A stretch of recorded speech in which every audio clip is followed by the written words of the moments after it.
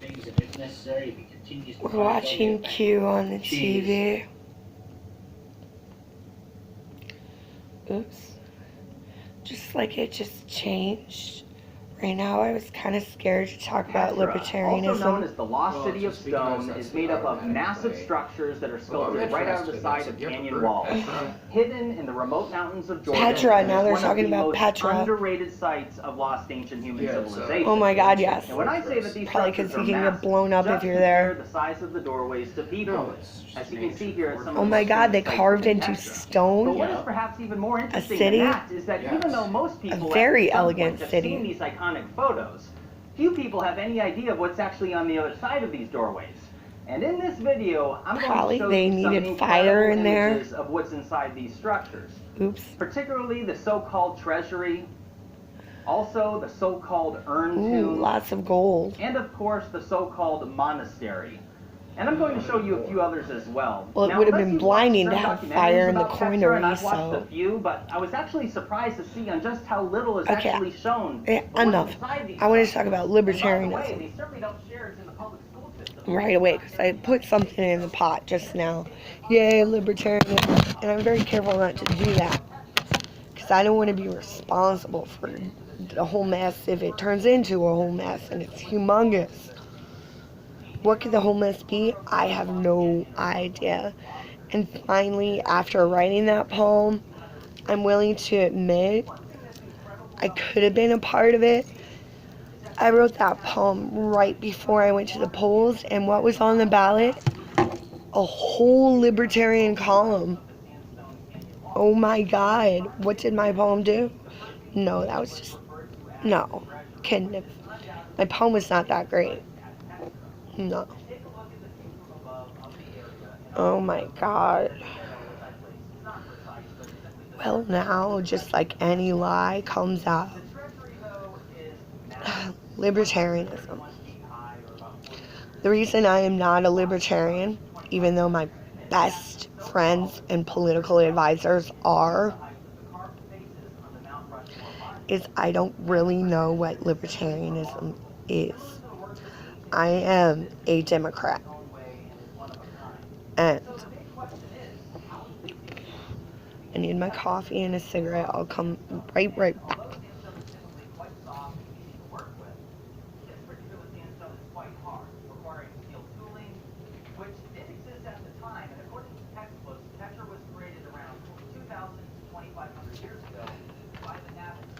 I'll give you something to listen to while I'm rolling up this morning. Yeah. I, for one, do not believe it, and I strongly suspect that the Nabateans simply found this site and inhabited it, just like the Romans did when they found it later on and built upon it, and as you can see here in a few examples. But ultimately, the original builders of Petra are unknown, and there is a serious lack of physical evidence to suggest that the Nabateans did this. Now, this is not to say that it wasn't possible to do with people with steel chisels. It certainly was possible. And you can see examples of this in the cutout sandstone, like I mentioned. However, the amount of time and difficulty to do this is beyond incredible. To get a better understanding of this, and without further ado, let's take a look at what's actually inside the so-called treasury. As you can see, when you walk up the steps, there are 3 doors, 2 smaller ones on each side and a massive door in the center. Walking in through the main door, this is what you see. You enter a chamber with 3 more doors. These doors are seemingly just small, closets, chambers, tombs. I don't know what to make of it. Leave a comment if you have an idea. But you need to compare the size of these doors to people to get a better understanding of just how massive this room is. And by the way, if you think that this room is impressive, wait until you see what I show you later in this video.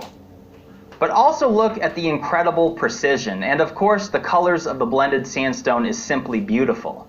But the question is, why did they build this, and what was its original purpose? It's been called the treasury because legends go back stating that riches were kept and stored here, but what its actual purpose was, nobody can say for sure. This is a view looking outside the chamber, and you can see the seek from which we would have come in at, and looking left and right, there are 2 additional doors on each side like I mentioned, yet I could not find one single photo or video of what's inside them or how big they actually are.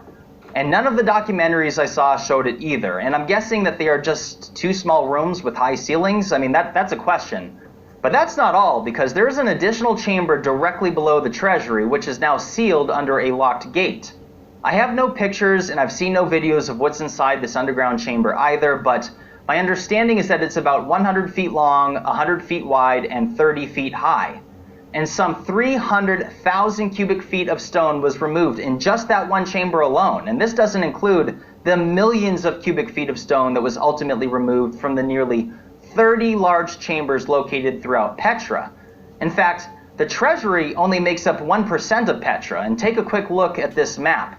Looking from right to left as it begins at the entrance of the Siq and extends actually a total of 12 kilometers or 7 miles to the so-called monastery on the upper left, which I'll be showing you in just a moment. So leaving the treasury, you see that there is an additional side canyon that leads to what they call the Street of Facades, homes and tombs carved into stone walls. And here you can see an example of one of the tombs, and there were many found throughout Petra, by the way. And notice the evidence of chiseling, but there are also homes and chambers that you can see here as well, and it really makes you wonder what was once inside these places, because if they can cut stone, surely they can create some interesting furniture, which is of course long since gone. But as we continue the path, we come up on the Petra Theater, which was carved right out of the sandstone surroundings. Oh my lord. The theater's auditorium consists of 3 horizontal sections of seats separated by passageways and 7 stairways to ascend. Coliseum. This theater could accommodate approximately 8,500 people, which is more than the estimated 6,000 seats of the Amman Theater within the capital of Jordan, which was constructed by the Romans.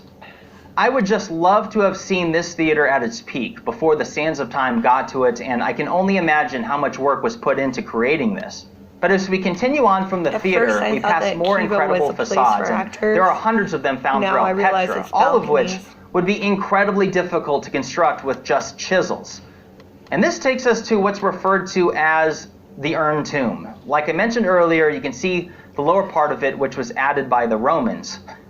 But just how high up they went to cut this out is impressive. But what you're about to see inside this doorway is simply amazing. Look at that. It's difficult to even know what to say about it. The colors of the ceiling from the cutout sandstone is astounding. But the size of this chamber is also better appreciated when you compare it to people inside of it. What was the purpose of these cutouts on the sides of the walls? What was the purpose of this room? And what did it look like thousands of years ago when it was presumably furnished or used for whatever it was? Not to mention that a few 100,000 cubic feet of stone had to be cut out and removed. And they did so with such incredible precision, as you can see. But another question is, why do they choose to make the ceilings this high? It's one thing to create something that is meant to awe people, which it certainly does. But they certainly did not have to make the ceiling this high up to impress anyone. I mean, even if it was just a few feet lower, it would have been just as amazing, yet it would have saved a ton of time and energy. But your guess is as good as anyone else's as to what the purpose of this room was. Academics will tell you that this was a tomb, which is their explanation for most everything else at Petra, and it's also their explanation for most all megalithic structures found throughout the ancient world. It's either a temple or a tomb. As if that's all the ancients ever did was pray all the time and plan their burials for their deaths down the road. Like, come on. But that aside, the so-called urn tomb is surrounded by additional structures on the left and right. And upon a closer view, look at how massive it is compared to people. Also note the weather erosion and various damage on the structure. But this is not all that Petra has to offer. And before I show you the monastery, we must pass through the city center, which I'll quickly touch on. What you see here is referred to as the Great Temple. Yep, must be a temple, of course. But some 30,000 people are estimated to have lived in Petra at its peak. And what you're looking at is what's left of a massive complex of more than 100 pillars.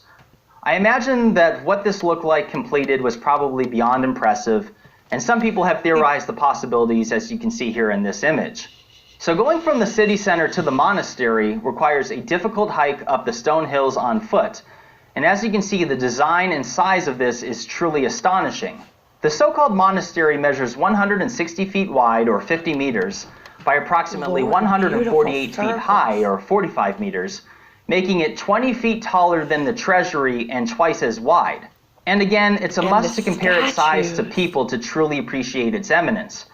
I'm not exactly sure how tall this door is, but wow. And the step itself is up to our necks. Perhaps there are some missing stairs that were destroyed long ago. If you take a look at the front of the structure, it appears to have some unique damage on the lower part of it. Is this weather related? And why is the rest of it without damage? But getting back to its size, take a look at the center circular part of the structure at the top. And now compare it to a person that is standing on it. Isn't that incredible? Oh. Honestly, did you have any idea that these structures were this big?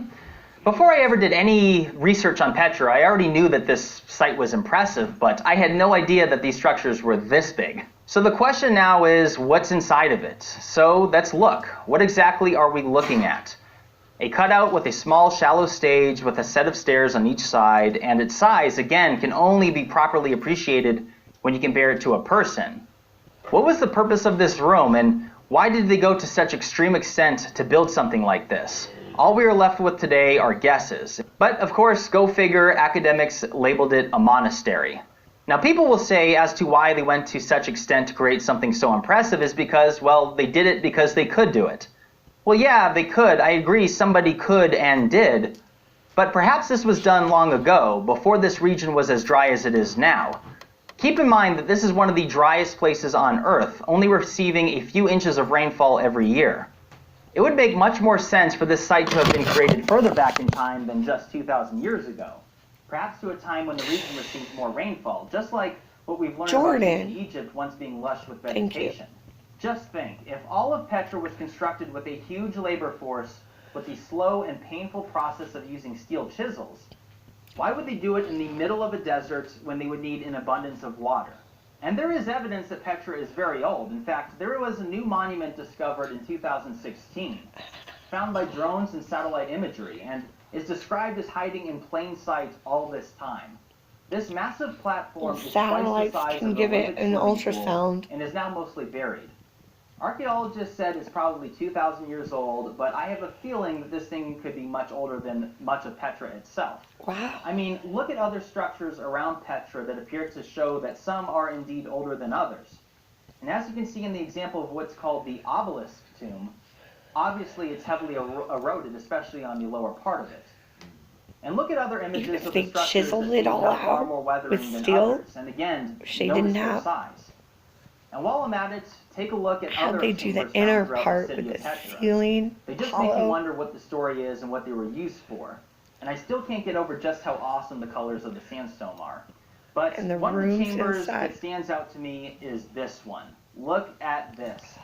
When you see the picture on the left, you simply have no frame of reference of just how massive it truly is, or how high the ceiling is until you see it with a person within it. What on earth was the purpose of this highly precise stonework? Seriously, what is that? Like a portal or something? I mean, really, what was the purpose of making this? Was it just decoration? And again, why is the ceiling so high? I think it's possible that Petra was created by the survivors of the last cataclysm, which of course I've shared details on that in prior videos. That maybe perhaps certain technology or knowledge was passed down from the survivors, which was later used in creating this site. And I'm not suggesting that Petra is 12,000 years old either. I'm simply suggesting that there is far more to the story than what we've been told about it. I also think that the location of Petra is telling, a safe place hidden from outsiders and elements. Ultimately, the original builders of Petra are unknown, and we need to consider that there is a serious lack of evidence to actually suggest that the Nabateans, which again were nomadic tent dwellers, all of a sudden became sophisticated and decided to construct this site. This is, of course, a very debatable topic, so definitely leave a comment and share your thoughts on this. And don't forget to hit the like button and subscribe, but I'll leave it at that. I'm Jimmy, this is Bright Insight, and I have many more videos to come on a whole wide variety of topics. Take care, everybody. Although I asked the stupid question about a macro conversation, what are those tiny holes? Legends of an He ancient tried race to of answer giants it are by shared among cultures a map that of span Jordan across and a multiple dot continents right from on around Jordan. the world, and are included And then in the most mentioning common water religions here on Earth as vaguely, well, macroly. including Christianity, Judaism, No one knows the answer. Islam, Hinduism, and even Buddhism, Maybe to name even a few trap. examples. To In open fact, door. even the Sumerians, who are the earliest Maybe documented even human aqueducts. civilization on record, also share details of a race of giants once living here on Earth. Even the ancient Greeks described the giants included among the Greek gods.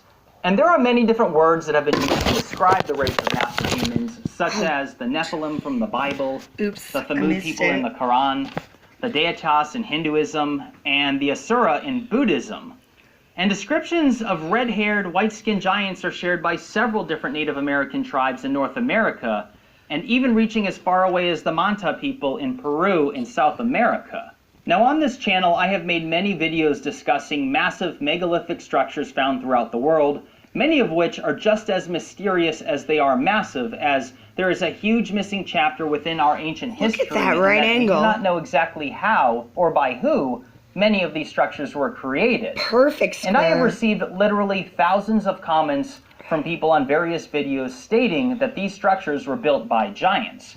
Now let me first say that I have always assumed that the various myths and legends of a race of giants existing on Earth were simply exaggerated stories passed down over thousands of years. And I figured that, well, if giants actually did exist, we certainly would have found some skeletons and remains by now, and we haven't. Or have we? I'll be discussing that later in this video. First, let's acknowledge that there are indeed rare examples of people growing to be what many would consider to be a giant. Perhaps the most famous example is Andre the Giant, who was 7 foot 4 inches tall, or 224 centimeters, and weighed 520 pounds, or 236 kilograms. Look at just how big he is compared to Muhammad Ali, who was nearly 6 foot 4, and look at how big his fist is compared to Ali's head. Even compare his hand to a standard 12-ounce beer can. Isn't that just incredible? It seems to me that the word giant is a very appropriate word to describe him, but it must be mentioned that he had a disorder of excessive growth hormone which allowed him to grow so large, and resulted in him dying of a heart attack at 47 years of age. He grew too large for his heart to sustain him, and ultimately passing away due to complications of what's called gigantism. In fact, the tallest human to ever have existed, at least verified through irrefutable evidence, is a man named Robert Wadlow, who reached a height of 8 feet 11 inches, or 272 centimeters. And he was still growing up until he died at the early age of 22.